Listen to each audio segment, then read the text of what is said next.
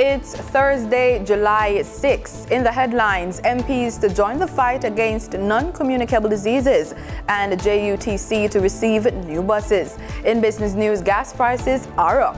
Regionally, Rwanda talks with Barbados and Guyana about manufacturing drugs and vaccines. Internationally, Facebook's Meta launches a Twitter killer social network Threads. And in sports, Jamaican mines gold at the Central America and Caribbean Games Championships. This is the news on PBC Jamaica. I'm Simone Absalom Gale.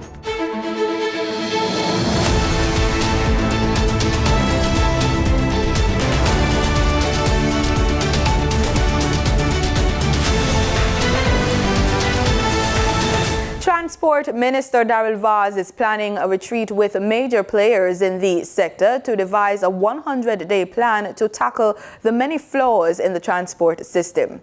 Minister Vaz, who also has portfolio responsibility for science, energy and telecommunications, told the attendants at a post-cabinet media briefing at Jamaica House on Wednesday that the JUTC is now rolling out 164 buses daily instead of the between 350 to 400 it should be operating each day. We are woefully behind, and of course that is causing great inconvenience to the public that uses that mode of transport because of the wait time, which I understand is extensive, can be as much as 2 hours. He says he has been tracking the vessel transporting the new buses and they should be in the island in short order. So I expect it here between Friday and Monday. That 50 buses will go into the fleet, but obviously that is not enough. He says his fix will include a proper transportation system for students struggling to get to and from schools in rural Jamaica. We have made some plans for rehabilitation with a big spend on spare parts, totaling about a little under $400,000, which was authorized as I came in, to try and get our fleet up to 310 buses for back to school in September. This will include the 50 buses that we've been talking about that were ordered some time ago, the 45 diesel and the 5 electric buses. Minister Vaz says his vision is for a clean, safe, reliable, dependable and convenient public transport system, which is almost the opposite of what obtains now. Minister of Science, Energy, Telecommunications and Transport Daryl Vaz says all 14 parishes have been provided with free Wi-Fi in public spaces as the government continues its thrust to bridge the digital gap, particularly in rural areas. Minister Vaz provided an update during a virtual post-cabinet brief on Wednesday. USF continues to fund the National Broadband Initiative in collaboration with the National Works Agency, eGov Jamaica, and the Ministry of Education and Youth.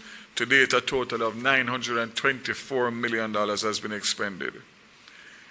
ICT clubs in schools. Fund has established and launched 12 ICT clubs in various schools across the island. And again, that is part of the initiatives being carried out by the Universal Service Fund in obviously getting connectivity and making it accessible. Members of Parliament will be leading a renewed effort to raise Jamaicans' consciousness of non-communicable diseases, NCDs, starting with a $1 million donation to each member to host at least 2 health fairs over the next 2 to 3 months to encourage constituents to get tested. The announcement was made by Minister of Health and Wellness, Dr. Christopher Tufton, in Parliament Tuesday.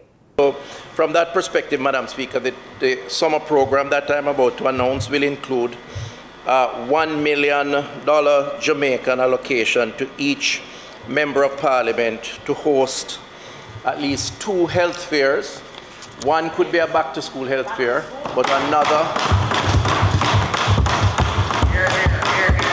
The other we would want to see addressing the older post-high school population.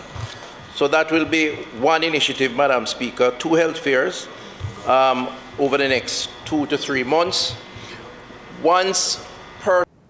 The minister noted that once persons are encouraged through the leadership of their MPs and their respective teams, then his ministry will take the additional necessary steps to provide counseling and support. If they are in good stead, encouragement to remain that way. And if they are not, Madam Speaker, to provide support through the health system, starting with the health centers in the community, but if necessary, elevate to the secondary health system, the hospital care. Minister Tufton has been advocating increased public attention to the dangers of NCDs over the years, noting that they include a variety of diseases such as heart failures, stroke, cancer, diabetes, and chronic lung diseases, which are collectively responsible for 74% of all deaths worldwide.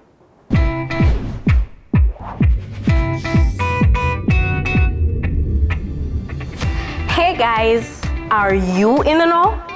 If you're an adolescent like me, you may be up to date with the latest trends, TikTok challenges, and social media abbreviations. You know, BFF, IKR, BRB, OMG. Well, how about NCDs? Are you still in the know? What's the latest trending online now? Nothing on NCDs. While NCDs aren't what's trending online, they are increasingly trending as a different kind of challenge among adolescents. So come on, let's get in the know. An NCD is a non-communicable disease, meaning it is not spread from one person to another and normally affects a person for a long time, quite often for life. That means persons living with the condition usually have to make lifestyle changes and take medication every day. The most common groups of NCDs are heart disease, diabetes, otherwise known as sugar, cancer, and lung diseases like asthma and hypertension known as pressure. Yeah, I know what you're thinking. Are those old people diseases? The thing is though, some NCDs cause problems even in young people's lives, especially if we don't find out about it, if it is diagnosed late, or if we don't follow the proper treatment. No joke guys, I'm living with diabetes and I take meds every day. I was only 13 when I was first diagnosed with diabetes. Being in the know has allowed me to understand and better manage my condition. Trust me, it could happen to you.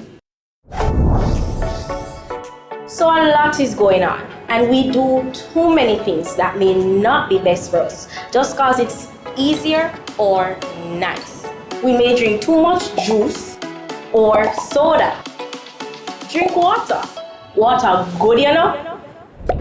We don't get enough fruits and veg, and for sure, most of us are not exercising enough. For real, we're supposed to exercise for at least half an hour every day. All the smoking and drinking, not good either. Trouble that. That's why they call these things risky behaviors. And they increase the likelihood of us developing NCDs. What that again? Non-communicable diseases. But there is good news. You too can be in the know. So listen up.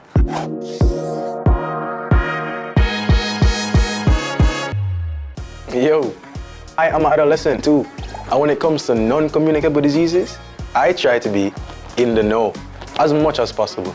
Research is quite easy. I travel with a library in my pocket every day. Did you know that NCDs can also be passed on through family genetics? If anyone in your immediate family has an NCD, it's a good idea to start thinking seriously about your health. Which brings me to that magic word, screening. Screening means checking for risk factors or early signs of disease in persons that look healthy on the outside but may not be on the inside. Screening is pretty much the key to being in the know. It was my first screening session with my school's nurse that made me aware of how unhealthy my eating habits had become. Now, I go to see my doctor for regular checkups, keeping my appointments. I am in the know and don't need to worry so much about NCDs creeping up on me. Now, isn't that a trendy challenge? I know, right? But don't just take my word for it. Let's hear from someone who is really in the know. It's great that you want to be in the know when it comes to your health and non-communicable diseases. Did you know that most NCDs that we can have when we become adults have a lot to do with how healthy we are as adolescents? Yep. So let's get started with some healthy habits. Regular health checks with a healthcare provider, so your doctor or your nurse can help you prevent potential problems, or at best, we pick up on them early.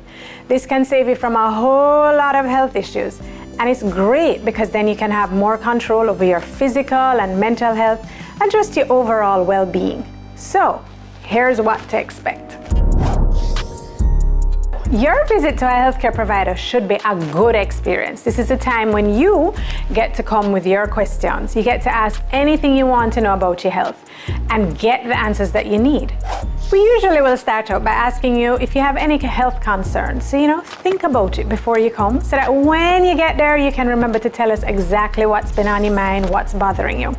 Then we're going to ask you a few more questions to see how things are going at school, things at home, how you've been feeling, if you feel stressed, if you feel sad a lot, if you're concerned about how your body looks, or if you worry about a lot of things. We're going to also touch base to see if you're making any decisions that can maybe put you at a little bit of high risk. Things like smoking, drinking, or not exercising, just to name a few of those. Then we have to make sure that you're growing well. Yeah, because you're still growing. So we're going to check a few things. We'll check your height, we'll check your weight, your BMI.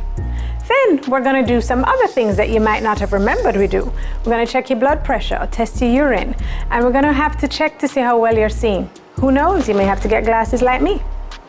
Then we'll do a physical examination. No, it's not scary. We will listen to your chest, listen to your heart, feel your abdomen, that's the tummy area, and then check to make sure that you're developing as you should. It's usually a really great experience, and you will learn how to take charge of your health a little better each time you go. It's great to go once a year, but for sure, try for at least every 2 years so we can pick up on any health concerns at all earlier rather than later. So guys, now is the perfect time to visit your healthcare provider. Talk to your parents about the importance of being in the know. Head to a health center, go have a chat with your school nurse, make an appointment with your doctor. Be in the know.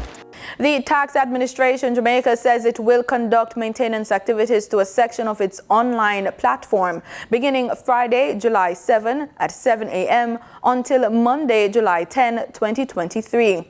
The scheduled routine maintenance work is undertaken to improve the business experience via the authority's digital platform. Taxpayers who conduct business using the Revenue Administration Information System will not be able to conduct their usual online transactions during the period of the scheduled system downtime. These services include filing business-related tax payments, system queries, TRN and TCC services. Taxpayers will still be able to conduct select online transactions during the maintenance activity to include property tax payments and queries, traffic ticket payments, fitness fee payments. Additionally, persons will be able to conduct business using the TAG mobile application, downloadable from the Google Play Store. The app can also be used to conduct property and traffic ticket services on the go. For further information, call the Tax Administration Customer Care Center at 888-TAX-HELP. That's 888-829-4357. Or visit their website at www.jamaicatax.gov.jm. In the business report, gas prices are up, diesel prices are down. Our reporter Danita Rodney tells us by how much.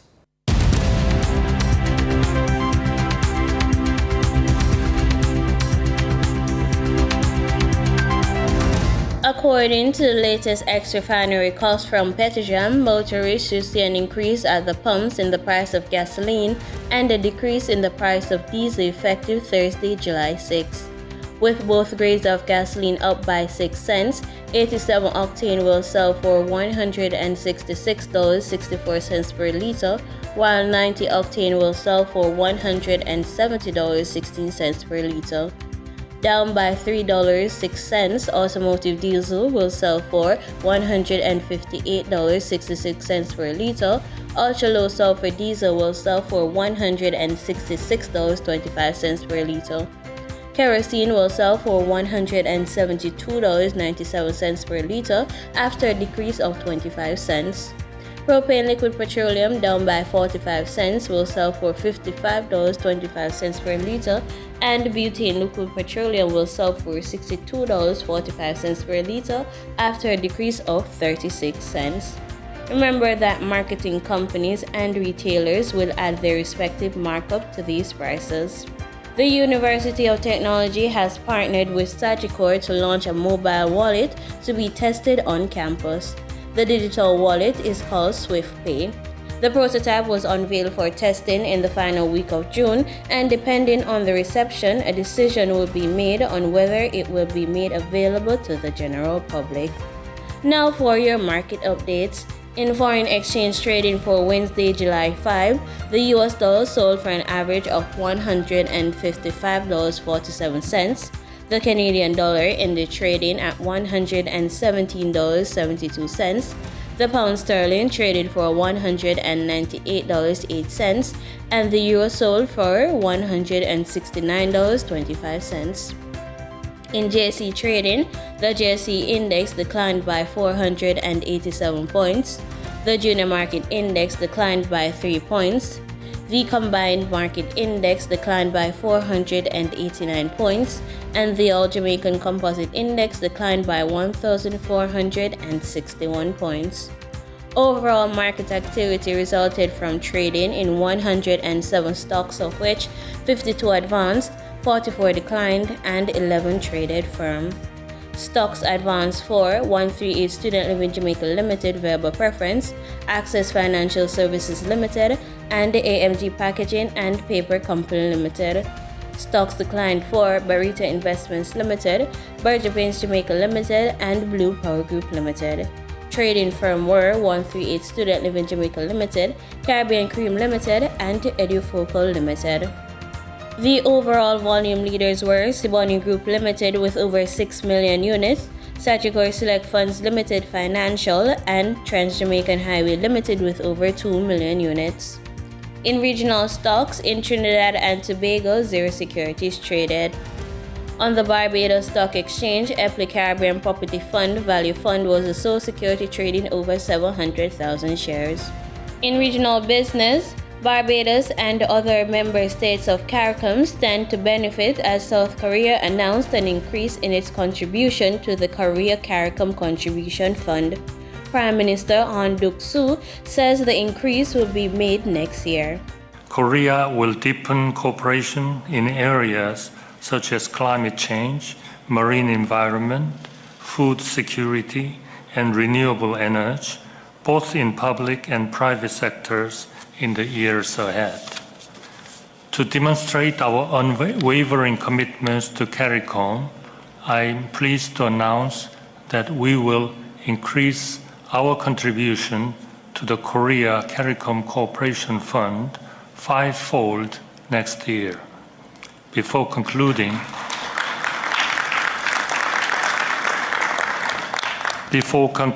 I would like to once again congratulate Caricom on its 50th anniversary. In international business, Wall Street closed lower as investors digested minutes from the U.S. Federal Reserve's latest meeting and braced for significant economic data in the days to come. Minutes from the Federal Reserve's latest meeting showed the central bank is united in keeping interest rates high and likely raising them further. The Dow lost about 0.4%, while the S&P 500 and NASDAQ each shed roughly 0.2. Minutes from the Fed's last policy meeting showed a persistent concern over high prices. But Jay Hatfield, CEO of Infrastructure Capital Advisors, says next week's inflation data should show a significant drop in price pressures thanks to lower gas prices, and that should challenge Fed hawks committed to another rate hike. So we think the 86% probability of a hike later this month is too high. We think it's more like 50-50. Other key data includes Friday's jobs report. Hatfield says until then, stocks may take a breather. So we're bullish, but probably the market's going to be a little stalled until we get through to that data. Shares of Meta Platforms rose ahead of the expected release of its Twitter rival app, Threads, on Thursday. And shares of United Parcel Service dropped after the Teamsters Union said UPS walked away from negotiations over a new contract, a claim the shipping giant denied. In market data for oil prices were little changed on Thursday as the market digested fears of global economic slowdown alongside tighter crude supply. Brent crude futures were down 27 cents to $76.38 a barrel, and West Texas Intermediate crude was 19 cents down to $71.60. And that was the business report on PBCJ. I'm Danita Rodney. In regional news, the humanitarian political crisis in Haiti emerged as a major issue in this week's Caricom meeting in Trinidad. Among the issues, the role of Haiti's Prime Minister. Peter Richards has the details. Prime Minister of Antigua and Barbuda, Gaston Brown, did not resort to diplomatic language, saying we should step aside and be seen as an honest broker in the resolution of the crisis. The current Prime Minister, Ariel Henry, he has a significant role to play. I believe the time has come for him to be magnanimous and to indicate publicly to the Haitian people that he and others in his government will not be contesting the elections whenever they're called. He has said so privately. St. Vincent and the Grenadines Prime Minister, Dr. Ralph Gonzalez, is CARICOM's longest-serving head of government and has been dealing with the Haitian issues for over 2 decades. Since in the Bahamas, Henri has said, point blank in an answer to a question to me, and then I pulled Justin Trudeau, who was there, said, hear what the Prime Minister is saying. He said that he's not running, and nobody in his government would be running for the office of Prime Minister or President or any such office in any elections. And I can say that because he told me that. He told me that in front of witnesses. The Bahamas is one of Haiti's closest neighbors geographically, and Prime Minister Philip Davis, as the immediate past chairman of the CARICOM, participated in talks in Jamaica where the Haitian stakeholders met in June to discuss a solution. But at the moment, he is the only connection to any semblance of order. St. Lucia, one of 2 CARICOM countries, the other being Dominica, that can communicate with the Haitians on a people-to-people basis. We are adding our voice to the need for Haiti to be able to come to return to normalcy. As talks continue between Guyana, Rwanda and Barbados to manufacture vaccines and medicines, the president of the East African nation told heads of government of CARICOM on Wednesday that the next step in cementing the arrangement is to decide on a procurement mechanism that will be sustainable. It is becoming increasingly visible that the South-South cooperation and the cooperation between Africa and the Caribbean community is even more urgent now than ever before, recognizing that the rest of the world is not prepared to act in a manner in which they know they should act and in a manner in which we expect them to act. And so your presence here is a reinforcement of that engagement between ourselves. Guyana, Barbados, and Rwanda have embarked on a program of mutual support for the local manufacturing of vaccines and medicines. The next step is to commit to a pooled procurement mechanism that will make these facilities sustainable over the long run. Another clear opportunity is to solve the issues of connectivity between Africa and the Caribbean in terms of transport and telecommunications. Digital jobs will be a critical driver for high quality youth employment for our economies, and also a key lever for offering our brightest young people an alternative to migration. Venezuela's Deputy Minister of Foreign Affairs, Raul Acusi, has praised Trinidad and Tobago for its role in ensuring both countries can collaborate in the energy sector. Sunil Lala reports. Minister of Foreign Affairs Raul Licausi said the intervention by TNT has made it possible to develop the Dragon gas field, which has been in the pipeline for a number of years. Mr. Licausi, who was speaking at a ceremony to commemorate the 212-year independence anniversary for the Bolivarian Republic of Venezuela at its embassy in Trinidad on Wednesday, thanked this country and by extension Caricom for what he noted as interference from the United States. To recognize the role that Trinidad has played defending Venezuela on the sanctions, unilateral coercive measures that are not only into our country but also in Cuba. But these kind of measures that have stopped us of being working already together in exploiting the Dragon field. But the role of Trinidad and Caricom has been leading in this fight for principles of stopping the interference from the United States. Mr. Licausi also noted collaboration between Venezuelan and TNT media.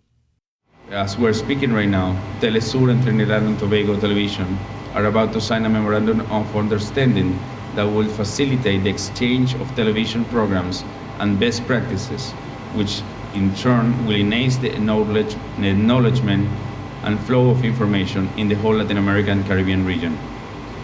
Sonolala, TTT News. In international news, there is a new competitor to the social media platform Twitter. The Meta company has launched a new app called Threads. Al Jazeera's Mike Hanna reports. The app went online 15 hours before its scheduled launch, a sign of how eager Meta's Mark Zuckerberg is to challenge Twitter, and by association, Twitter's owner, fellow billionaire Elon Musk. Creating a new social media platform has long been Zuckerberg's pet project. If this is the future that you want to see, then I hope that you will join us, because the future is going to be beyond anything we can imagine. Threads is linked to Instagram and closely resembles Twitter. However, tweets are called threads and retweets are called reposts. Posts on Threads can be 500 characters long, as compared to 280 for most Twitter users. I think Threads is going to pose a huge threat to Twitter because it's coming from the Meta and Instagram family of apps. Instagram has 2 billion users compared to around 250 million of Twitter, so it's about 10 times bigger already. So if only 1 in 10 Instagram users tries using Threads, it's overtaken Twitter in the blink of an eye. Many analysts see Twitter as vulnerable to competition, particularly in the light of the controversial changes to the platform introduced by Elon Musk since he took over the company last year. The only other thing I would add is that's going to be an interesting point in the next 24, 48 hours is going to be Elon Musk's reaction and response to this threat that has now become very immediate. In sports, Yannick Dale handed Jamaica its first gold medal at the Central America and Caribbean Games Championships in El Salvador on Wednesday. Running from lane 7, Dale clocked 22.80 seconds to win the women's 200-meter finals. And that's the news on PBCJ. You can follow us on our social media platforms at PBCJamaica. Thanks so much for watching.